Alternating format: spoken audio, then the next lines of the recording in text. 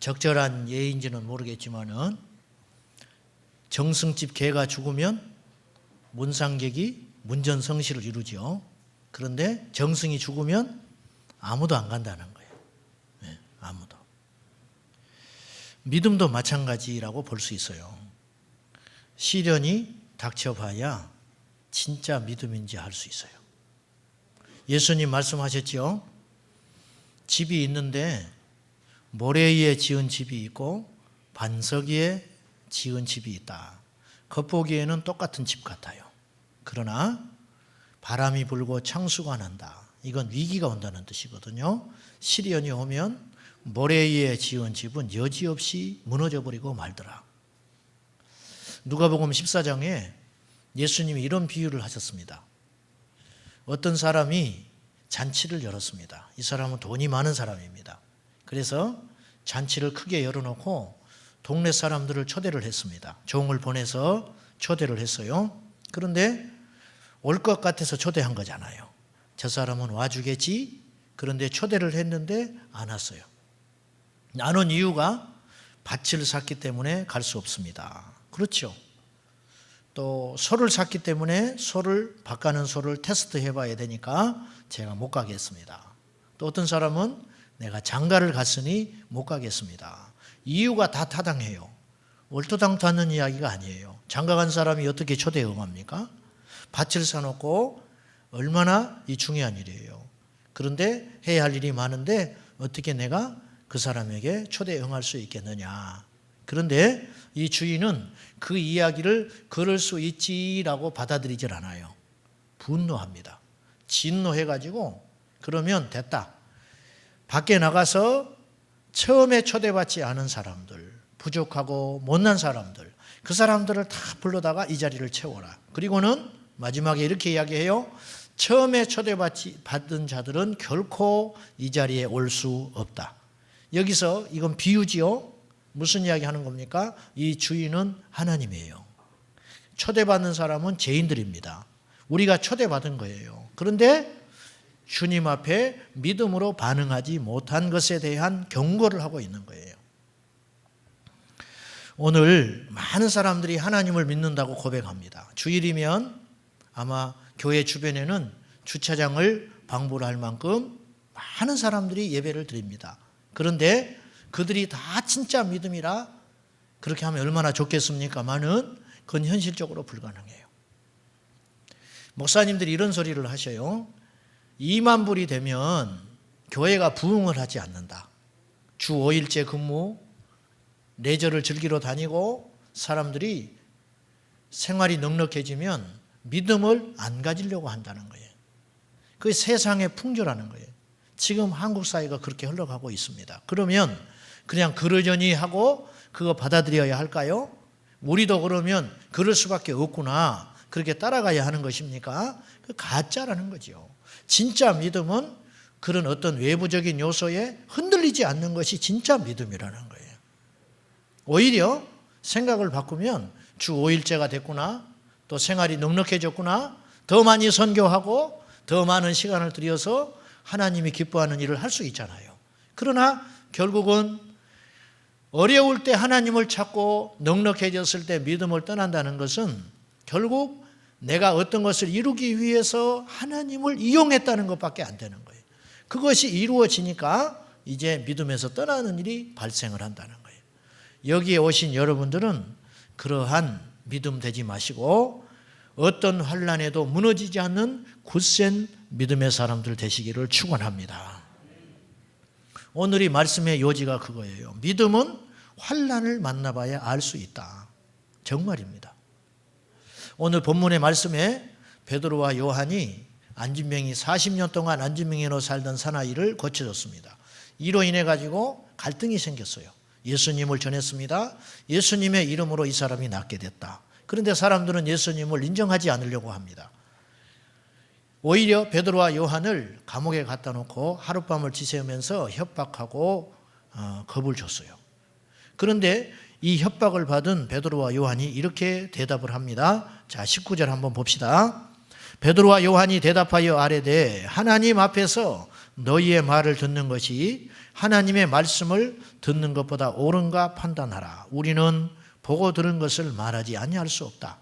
두 가지 요지를 이야기하는 거예요. 첫째는 어떤 경우에도 우리는 하나님 편에 설 수밖에 없다. 이게 믿음이에요. 어떤 경우에도 한번 생각해 봐라.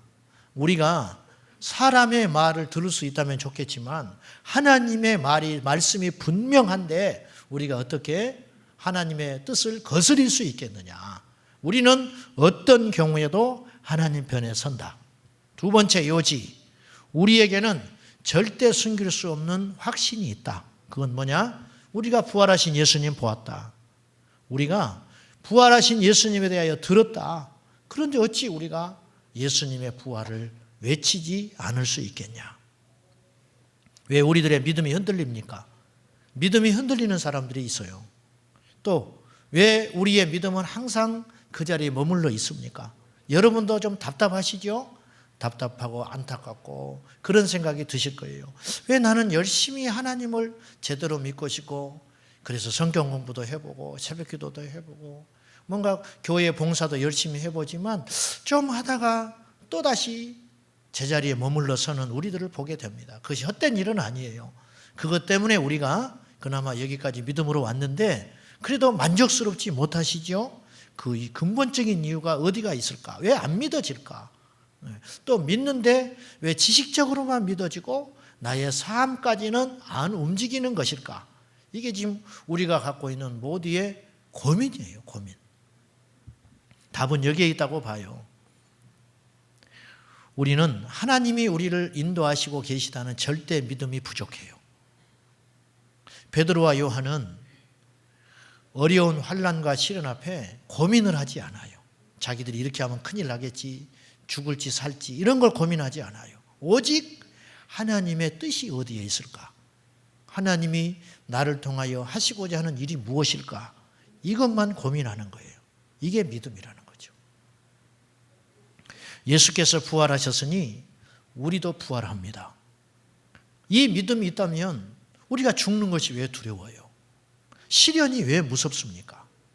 내 뜻대로 안 풀리는 세상이 왜 원망스럽겠습니까? 사람이 제일 힘든 것이 앞일에 미래가 불확실한 미래를 걸어가는 것처럼 불안한 일은 없어요. 어떻게 될지 몰라.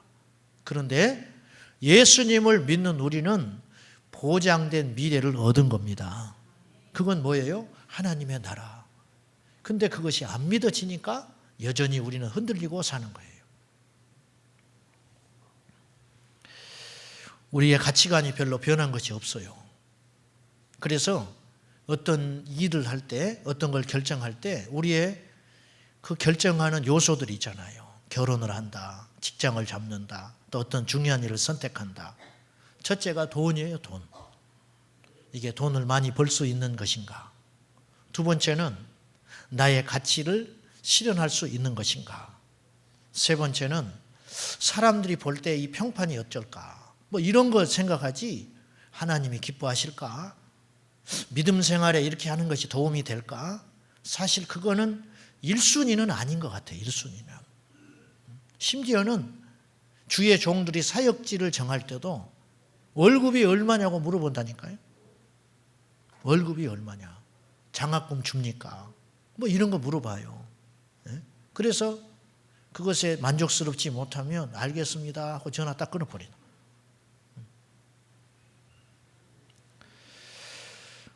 이것이 바뀌어야 진짜 믿음이에요. 변하셨어요? 안 변하셨죠? 솔직히 이야기해봐요. 안 변하셨잖아요. 그래서 우리는 입술로만 주여 주여 부르고 있는 거예요. 이건 대단히 심각한 겁니다. 남 말할 것 없어요. 우리의 믿음을 잘 점검해 보자는 거예요. 정말 하나님이 살아계시다면 그 살아계심에 대한 믿음에 대해서 온전한 반응을 해야 된다는 거예요. 스코틀랜드 에릭 리델이라는 젊은이가 있었어요. 이 사람은 실존 인물이에요. 아버지가 중국 선교사여서 중국에서 태어났습니다. 근데 어릴 적부터 달리기에 천부적인 소질을 보였어요. 그래서 그 당시 100m 세계 기록을 보유한 선수였어요. 그래서 영국 대표로 1924년에 프랑스 파리에서 열린 올림픽에 참가를 하게 됩니다. 이제 올림픽 금메달은 따는 당상이에요. 큰 이변이 없으면. 그런데 이제 결선에 오르기 전에 예선을 치러야 되잖아요. 근데 그때가 7월 6일 주일 오후 3시, 5시 두 번 예선 경기가 열리는 거예요. 이 에릭 리델이 나는 주일의 경기는 참석할 수 없다. 그날 일요일, 주일날 있는 시합에 나갈 수 없다. 딱 선을 그어버렸어요. 영국의 언론들이 난리가 났어요. 영국 국민들이 얼마나 많이 비난했는지 몰라요. 얄팍한 신앙으로 조국을 배신했다. 하루아침에 역적이 돼버린 거예요. 그러나 리델은 흔들리지 않았어요. 그리고 그날 다른 동료들이 다 경기에 나갔는데 경기장에 나가서 응원도 안 했어요. 온전히 주일을 하나님 앞에 가까운 교회 가서 예배드리고 그날 간증을 해요. 회중들한테. 자기한테 이 사람이 본의 아니게 유명해져 버렸거든요. 우여곡절 끝에 이게 하나님의 은혜지만은 100m를 출전을 못하고 400m 선수로 출전을 하게 됩니다. 400m 출전해야 할 선수가 이상이 생겨서 못 나가게 된 거예요. 그래서 에릭 리델이 대신 참가를 하게 돼요. 여러분, 우리 이제 그걸 잘 모르지만은 100m 선수가 400m 달린다는 거는 그거는 넌센스예요. 자기 몸이 수년 동안 100m에 맞춰져 있는 거예요. 단거리 스퍼트를 하기에. 근데 400m는 100m에 굳어진 몸으로는 절대 달릴 수 없어요. 달려본 적도 없어, 에릭 리델은. 그런데 400m에 출전을 하게 돼요. 놀라운 일이 벌어졌어요. 400m 결선에 출전하게 되고 그 당시 세계 신기록을 세우며 에릭 리델이 400m 금메달을 목에 걸게 됩니다. 기자들이 와서 물었어요. 어떻게 이런 일이 가능하냐? 당신이 100m 선수인데 어떻게 400m에 나간다는 것도 말이 안 되지만 나가서 세계 신기록을 세우고 금메달을 탈 수가 있느냐? 그때 에릭 리델은 담대하게 이렇게 이야기합니다. 맞습니다. 저는 100m만 달렸습니다. 나머지 300m는 하나님이 달려주셨습니다. 그렇게 고백을 했어요. 기적이 뭔지 아세요? 100m 달리던 선수가 400m를 나가서 금메달을 땄다는 것이 기적이 아니고요. 자기의 신앙을 지키기 위해서, 주의를 지키기 위해서 금메달을 포기하는 그 믿음이 기적이라는 거예요. 저는 이 설교를 준비하면서 이 이야기가 떠올랐고 자료를 찾으면서 저를 생각하고 우리 성도들을 생각했어요. 나는 그럴 수 있을까? 얼마든지 자기에 합리화할 수 있어요. 오전에 예배드리고 오후에 경기에 출전하면 돼요. 아마 100% 그럴 거예요. 저도 그럴 것 같아. 얼마나 답답하고 융통성이 없고 주변머리가 부족합니까? 우리 자식이라면 어떻게 하겠어요? 오히려 우리는 이렇게 합리화할지 몰라요. 나가라. 하나님이 다 이해하신다. 그리고 네가 가서 금메달 따고 하나님께 영광 돌린다고 말을 해야지. 무슨 소리냐. 우린 100% 타협해버릴 거예요. 100%. 저는 그럴 것 같아요. 그래서 너무 마음이 답답했어요. 어떤 사람은 율법주의자라고 욕을 할지 몰라요. 그 당시 영국은 기독교 국가임에도 불구하고 에릭 리델을 인정하지 않고 욕했다니까요. 얄팍한 신앙심으로 조국에 큰 배신감을 안겨줬다고 그렇게 욕을 했어요. 그는 금메달 딴 후에 그의 행보는 더 놀라웠어요. 중국에 선교사로 가서 열심히 복음을 전하다가 2차 대전에 휘말려가지고 포로 수용소에 2년을 지내게 됩니다. 그의 이야기가 나오는데 그의 증인들이 있어요. 포로 수용소 2년 동안 미소를 잃지 않고 그렇게 주변 사람들한테 사랑과 덕을 베풀었다는 거예요. 아쉽게도 43살의 나이에 1945년 그는 뇌 질환을 앓다가 포로 수용소에서 순교하고 맙니다. 하나님이 이 반듯하고 믿음이 좋은 젊은이를 왜 이렇게 일찍 데려가셨을까? 하나님이 하시는 일은 알 수 없지만 한 가지 분명한 것은 우리가 하나님을 향하여 믿음으로 반응하면 주님이 영광을 받으신다는 거예요. 진짜 믿음은 환난 날에 무너지지 않는 거예요. 평소에는 다 잘 믿어요. 경제적인 위기가 올 때, 사랑하는 사람을 잃게 됐을 때, 나의 직장이 불안해질 때, 그때도 하나님을 붙잡고 살 수 있느냐. 이게 진짜 믿음이라는 거예요. 이들은 협박을 받고 풀려납니다. 23절에 한번 봅시다. 사도들이 노임의 그 동료에게 가서 제사장들과 장로들의 말을 다 알리니 그들이 듣고 한 마음으로 하나님께 소리를 높여 이르되 대주제여 천지와 바다와 그 가운데 만물을 지은 이시오. 여기서 이제 이들이 풀려납니다. 하루를 감옥에서 보내고 협박을 당했어요. 절대로 예수의 이름을 말하지 말아라. 절대로 예수가 부활했다느니 이런 쓸데없는 소리 하고 다니면 너희들은 한 번만 더 그러면 죽는 줄 알아라. 감옥의 생활 우리가 안 해봐서 그러라. 유병헌 씨가 죽었잖아요. 우리 생각에는 야 자수하면 되지. 감옥 생활하는 게 낫지 왜 죽었을까. 도망다니다가 어리석게.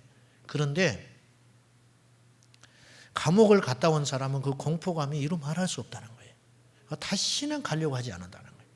그래서 피해 다녀서 산에서 혼자 쓸쓸하게 그렇게 병을 얻어서 죽었는지 어쩐지 모르지만은 그런 비참한 최후를 맞이할 망정 감옥에는 안 가려고 한다는 거예요. 이들은 무시무시한 생활을 지내고 온 거예요. 그런데도 두려워하지 않아요. 더 놀라운 건 그들을 맞이하는 사람들의 반응이에요. 이 동료들에게 갔다고 그랬는데 이게 2명의 제자를 제외한 다른 제자들을 말하는 것인지 아니면 베드로의 설교를 듣고 5천 명이 회심했지요. 그래서 구성된 예루살렘 교회 공동체를 말하는 것인지 그건 확실하진 않아요. 그런데 아마 믿음으로 이제 확고하게 선 믿음의 무리들, 동료들, 그들에게 가서 자기에게 일어난 이야기를 했어요. 우리가 예수를 전했는데, 예수님의 부활을 전했는데 다시는 이렇게 하지 말라 하더라. 만약에 우리라면 제가 감옥에 갔다 왔어요. 그래서 이제 다시는 여기 모이면 안 된다는 거예요. 우리 교회가. 앞으로 예수의 이름으로 여기서 모인다든지 예배를 한다든지 찬양한다든지 하면 다 잡아들인다.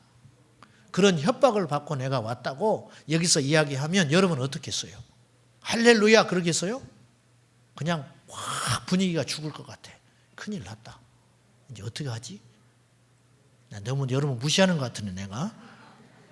그런 뜻이 아니고 그 현실이니까. 겁 안 나겠어요? 그리고 이제 이렇게 모이지 말자. 이렇게 너무 크게 모이면 눈에 띄니까 집에서 이제 좀 모이자. 셀로 모이고 교회에서는 당분간 모이지 말자. 아마 대부분이 그런 결정을 할 거라고요. 저부터서도 그렇게 하라고 할 거라고요. 그런데 이들은 역발상이에요. 하나님께 영광을 돌려요. 영광. 하나님 감사합니다. 이 천하 만물의 주인 되신 아버지.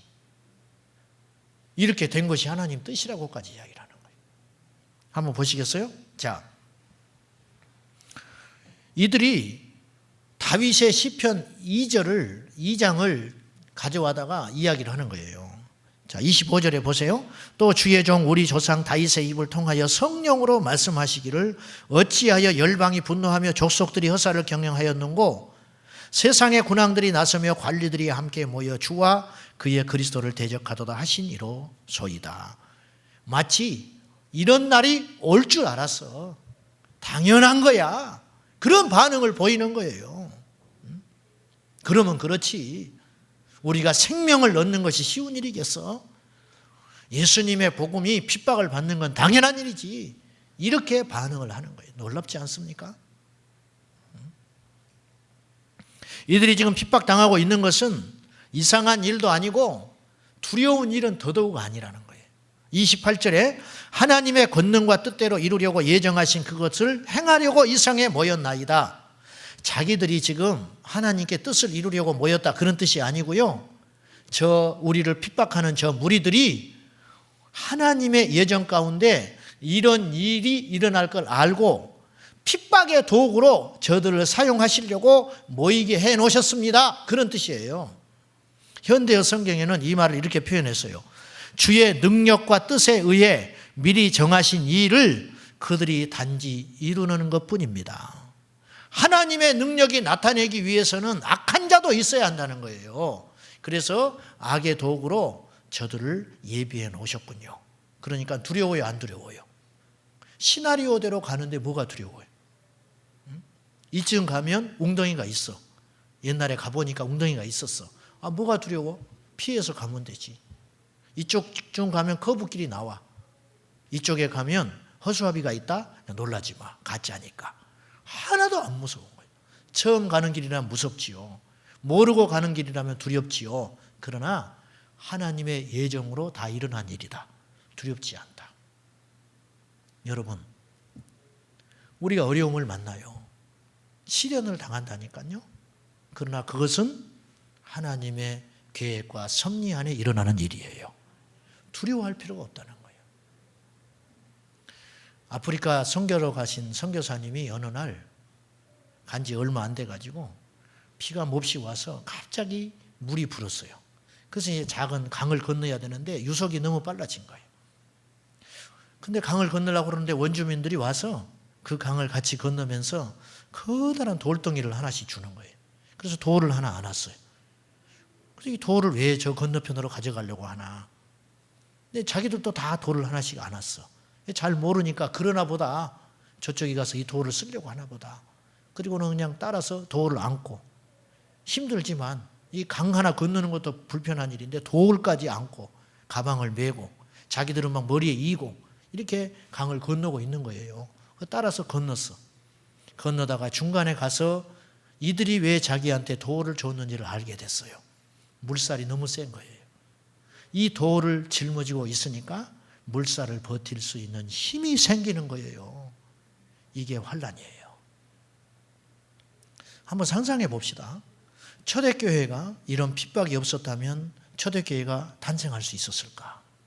환영받는 교회였다면 초대교회는 무너져 버렸을 거예요.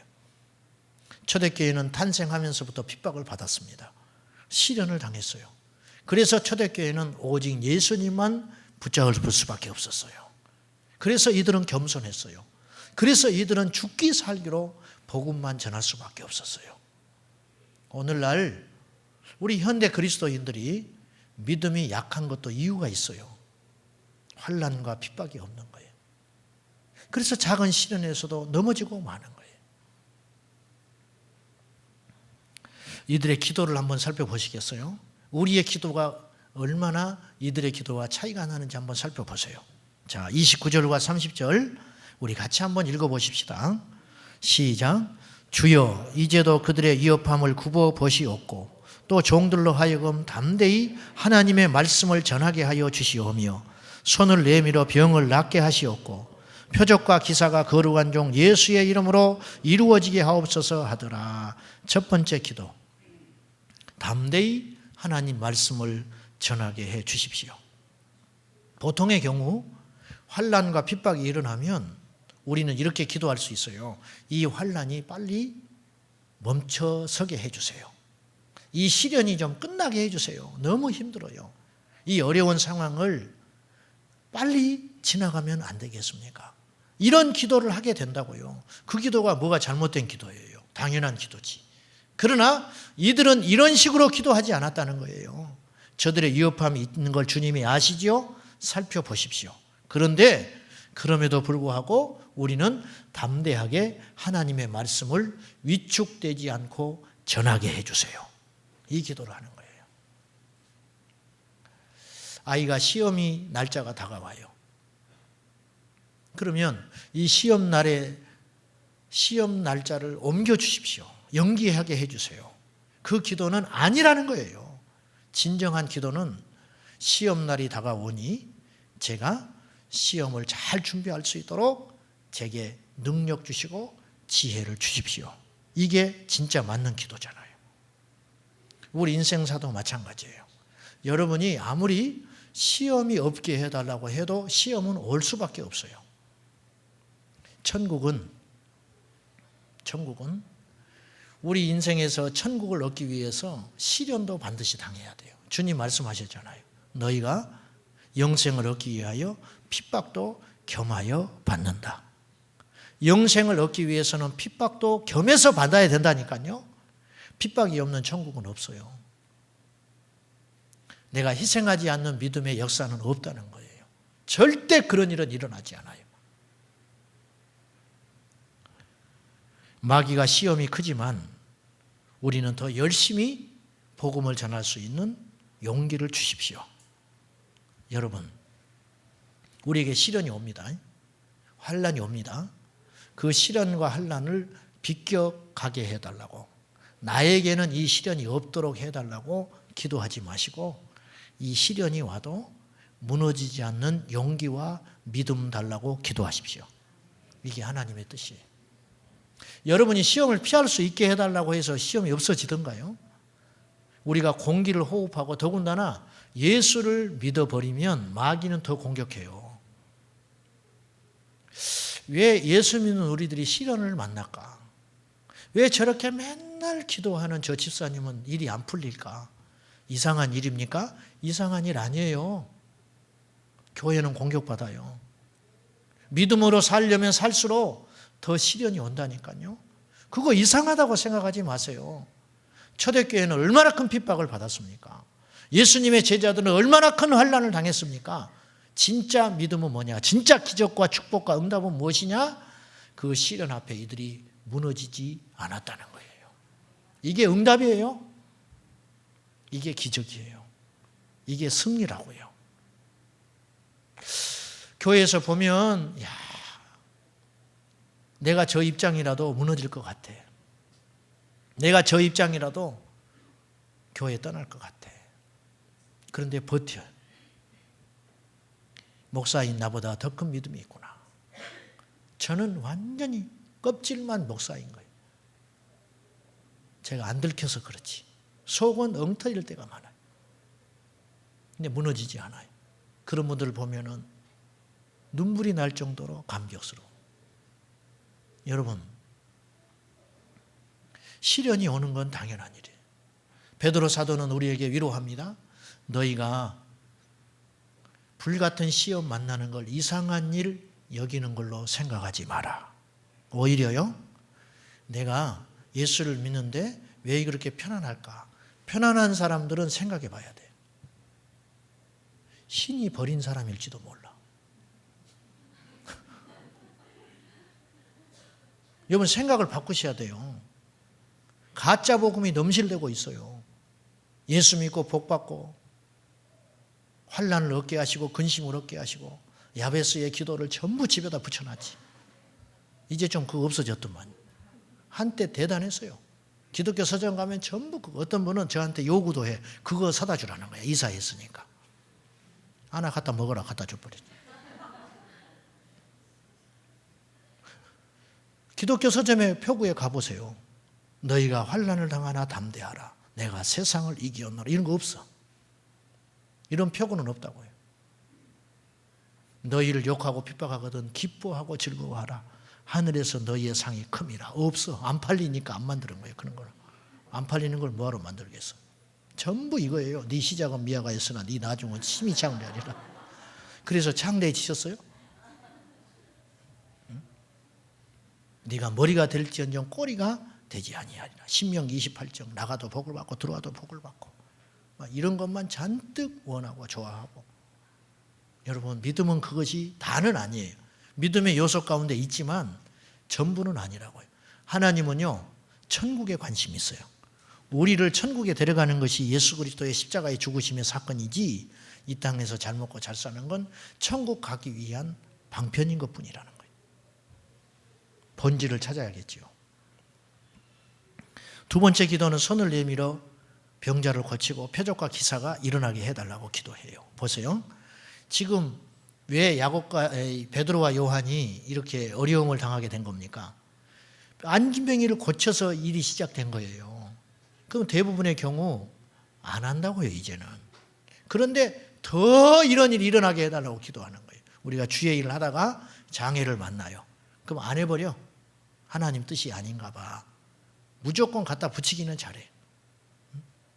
어려움이 있다고 그것이 하나님의 뜻이 아니고 그 일이 잘 된다고 해서 하나님의 뜻이라고 할 수 있는가? 그건 그렇게 단정할 수 없어요. 그건 깊이 기도해 봐야 할 문제라고요.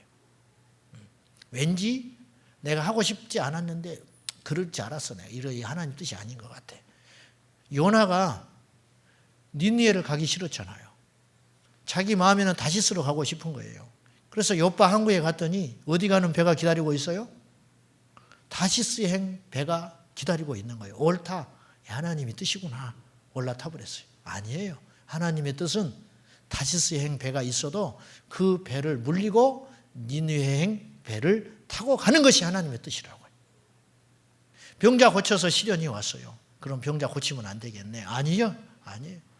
그럴지라도 하나님이 기뻐하는 일이라면 더 해야 됩니다. 우리가 주님의 일을 하다가 시련도 당해요. 주님의 일을 하다가 시험도 만납니다. 그러면 하나님이 이건 기뻐하는 뜻이 아닌가 봐. 함부로 그렇게 말하지 마세요. 시련이 와도 시험이 와도 그것을 주님이 기뻐하는 일이라면 돌파할 수 있어야 돼요. 야고보서 4장 7절에 마귀를 대적하라. 그리하면 피하리라. 마귀를 대적해서 이겨야 됩니다. 하나님은 승리자가 되기를 원하세요. 제가 일부 설교를 끝나고 다시 이제 이 설교를 다시 한번 다듬고 있는데 주님이 저한테 이런 감동을 주셨어요. 야, 전쟁에 나가면 상을 누가 받냐? 군사가 받지요? 당연한 거지. 백성은 상을 못 받아요. 백성은 상을 못 받는 법이에요. 전쟁터에 나가서 공을 세운 자가 상을 받아요. 천국에 가서 상은 누가 받느냐? 주님의 군사가 받는다. 일꾼이 상급 받는 것이지 구경꾼은 상 못 받아요. 백성은 상 못 받아요. 주의 일에 힘쓰는 자가 돼야 돼요. 전도하고 예배하고 하나님을 소리 높여 경배하고 힘들지요. 체력이 안 되고 시간이 안 되고 앞으로 갈수록 우리의 시간을 마귀가 빼앗아 갈 거예요. 그럴 때 우리는 더 분별을 잘해서 군사가 되기를 노력해야지 수동적으로 백성이 되고 편안하게 예수 믿으려고 했다가는 천국에 가면 받을 상이 없다는 거예요.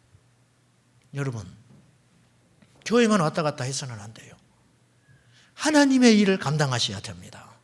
구경꾼 되지 마세요. 마귀를 대적해서 승리하세요. 마귀와 이겨야 됩니다. 마귀는 겁쟁이에요. 우리가 믿음으로 나가면 마귀는 떠나가게 돼 있어요. 믿음은 자동문이라고 저는 생각해요. 문이 닫혀 있습니다. 그러나 내가 믿음을 가지고 그 문을 향하여 가면 그 문이 열리게 돼 있어요. 이게 믿음이에요. 문이 닫혀져 있네. 아이고 틀렸다. 앉아 있으면 죽을 때까지 못 들어가는 거예요. 장애가 있지만 전진하면 주께서 환경을 열어주신다는 거예요. 내가 감당할 여력이 안 되는 거예요. 그러나 그 일이 주님이 기뻐하는 일이라면 아낌없이 달려가라는 거예요. 주님이 힘도 주시고 감당할 수 있는 사람도 붙여주시고 능력도 베풀어 주실 줄로 믿습니다. 그래서 우리는 승전가를 부르며 군사가 되어서 천국에 입성하게 되는 거예요. 사랑하는 여러분, 군사 옆에서 짐꾼 들어주는 백성으로 천국 가지 말고 악한 마귀를 대적하고 이겨 그리스도의 군사로 승리하며 천국에 갑시다. 진정한 기도의 응답이 무엇이냐? 우리 뜻대로 되는 게 아니라는 거예요. 이들이 어려움을 만났지만 주님이 기뻐하는 기도를 했어요. 어려우니까 잠깐 쉬겠습니다. 그렇게 하지 않았다는 거예요. 어려움이 크지만 우리는 담대히 하나님 말씀 전하겠고 여전히 병든 자를 고쳐서 하나님의 살아계신 능력이 우리를 통해서 나타나게 해주십시오. 하나님이 그 기도를 얼마나 기뻐하셨는지 31절에 땅이 진동하고 성령이 충만하여 이들이 담대히 하나님 말씀을 전했어요. 뜻이 이루어진 거예요. 진정한 기도는 하나님의 뜻이 하늘에서 이룬 것처럼 이 땅에서 이루어지는 거예요. 그 뜻을 이루기 위해서 우리는 때로 십자가도 져야 되고 때로는 시련도 당해야 되고 예수님처럼 십자가의 짐, 피 흘림의 역사도 우리에게 필요할지 몰라요. 이상 목사님 80년대부터 북한 선교를 하기 시작했는데 그분이 이런 이야기를 하셨어요. 중국에 갔을 때 북한에서 탈북자가 30명이 넘어왔어요. 이들이 북한의 지하교회 사람들이에요. 그러니까 한 지역에 믿는 지하교회 성도들이 동시에 중국으로 와버린 거예요. 이들을 만났어요. 신앙의 자유를 찾아서 중국에 넘어온 거예요. 이 목사님이 얼마나 감격하고, 그런데 큰 짐이 생겼어요. 이들을 어떻게 남한으로 데려가냐. 무지무지한 돈이 드는 거예요. 그래서 미국에 있는 집을 자기가 팔려고 그랬대요. 돈을 만들어서라도 이분들을 다 남한으로 데려가야겠다. 그래가지고 이제 그렇게 이야기를 했는데, 그 중에 대표격이 되는 노인이 한 분 계셨어요. 이분이 자, 이제 우리 준비 잘해서 전부 남한으로 내려갑시다. 그랬더니 이분이 잠깐만요, 목사님, 제가 하나님께 기도해보고 물어보고 오겠다고 하는. 아니 뭘 물어보냐고, 여기까지 왔는데 일단 넘어가야 됩니다. 일단 살아야 됩니다. 신앙의 자유를 찾아서 갑시다. 그랬더니 기다리라고. 한 30분 있다 왔어요. 그러면서 이분이 이렇게 이야기하는 거예요. 다시 북한으로 들어가야 된다는 거예요. 아니 왜 북한으로 들어가냐고. 이제 들어가면 다 죽는다. 하나님이 이렇게 말씀하셨다는 거예요. 내가 힘이 없어서 너희들을 북한에 남겨둔 줄 아느냐. 그렇게 말하셨다는 거예요. 그래서 자기들은 들어가야 된다는 거예요. 할 말이 없는 거예요. 할 말이 없는 거예요. 한 사람도 반대하지 않아요. 전부 비장한 각오로 다시 짐 싸서 줄지어가지고 북한으로 가버렸어요. 훗날에 이분이 들었어요. 가자마자 절반은 몽둥이로 맞아 죽었어요. 현장에서. 그 중에 절반은 사상범으로 수용소에 들어가서 3년 안에 전부 순교해버렸어요. 이 소식을 오랜 시간이 지난 다음에 들었어요. 여러분, 하나님이 무능해서 그들을 몽둥이로 때릴 때 침묵하시고, 수용소에서 모진 모욕과 고난을 당하고 죽을 때 하나님이 침묵하셨겠냐? 아니라 하나님의 뜻이 그것을 통해서 이루어지는 거예요.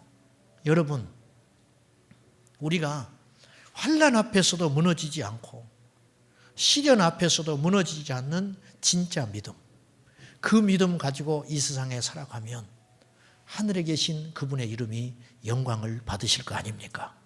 이것이 응답이고 우리가 걸어가야 할 길이라는 거예요.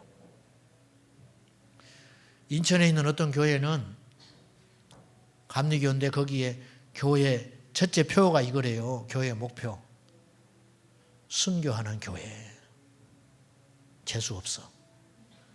그런 교회를 누가 가? 세상의 주보에다가 우리 교회의 목표는 순교자가 나오는 교회가 되는 것이 우리 교회의 목표라. 저는 그 목사님 누군지는 모르겠어요. 너무 훌륭한 분이라고 생각해요. 우리 아마 거기다가 주보에다 내면 교회 찾으려고 돌아다니는 사람들이 이걸 보고 이 교회 왔다가는 순교하게 생겼다. 큰일 났다. 너무 극단적이다. 이 시대는요, 정신 차려야 됩니다. 극단적으로 죽기 살기로 주님 붙잡지 않으면 마귀가 코베 가요. 세상에 쓸려간다고요. 영적 잠에서 깨어서 우리 하나님 앞에 이 초대교회처럼 믿음으로 강력하게 일어나는 예수의 군사의 삶 사시기를 축원합니다. 기도하십시다.